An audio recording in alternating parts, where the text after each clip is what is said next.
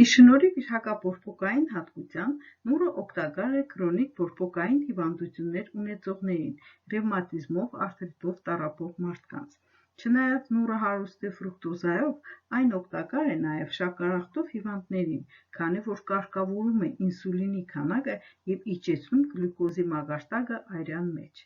Նուրը ունի նաև հակամանրէային, հակասնգային ազդեցություն և շատ է օգնում բերանի խոռոչի վարակների դեպքում։ Այն նաև հիանալի է ազդում լյարդի վրա, քանի որ օգնում է դուրս բերել տոքսինները և մաքրում է այրունը։ Դրա համար խորհուրդ է տրվում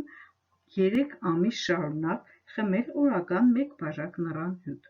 Այս հյութը օգտակար է նաև երիկամների համար,